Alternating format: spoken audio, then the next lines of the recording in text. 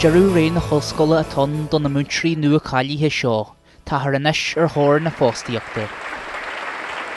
Hín sé ar dóid bhí ceir bliana an Sky agin sin leis na cailíní agus áisín in san cáiste agus tá sé le cartanéis ach na rud a rí socrthe agam don blion seo thuginn, but má tá anadí achtar fáil an atar bí ghlaci mé agus Jean mé rud igen leis an Gaeilge le chuidtí dé.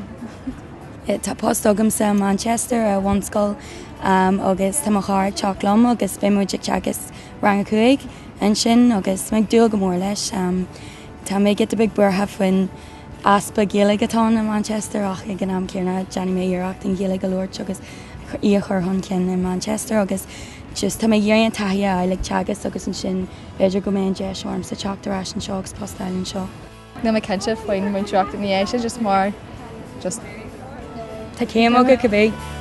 Níl is agam go fáil níl rud a bhí agam go cinnte ach tá mé gáil leanán raile má chud ceáil go maiid le chud Gaeilge agus an teagas ceanna ar náid bhilm just anadíochtaí ana agus idir posta eil mátá sé ar fáilú. Tá past agam assassin, so tá me sé gáil go assassin le cara, so Agus an chun sé astate na méid na neanún leis an Gaeilge. yeah, current sé seach orm, but tá posta é agus níl cultúr an seo, so bé orm gáil níl bud ar bí ar fáil an seo.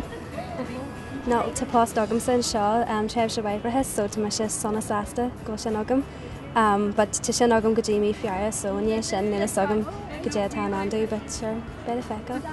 Dar nóithe bí ní smó na céime deis go leihinnta na hoscoile. Bhí sé deacar, but tá cultúr cáte agin agus bíon mit Lord Gaeilge an tána fád agus tugus sé cultúr deisna det, so sin mai. No, just, yeah, má céarna má him sa cinenne brada, like, go bhfuil sin agin. Go héirithe le nar dúla má déanú bhar cad Gaeilge just ar scáil. Agus ní roma te an bhain scáil nó an má scáil. So inis níú tá den an Gaeilge hagus agus trí trí fan na Gaeilge.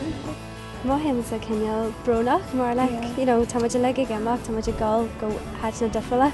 Ní fé me te chéile níos mó. No, ní mar rang, mar tap. Mar rang, so but sin sa go má gáil i gáil bheith deagháil le chéile go go fáil.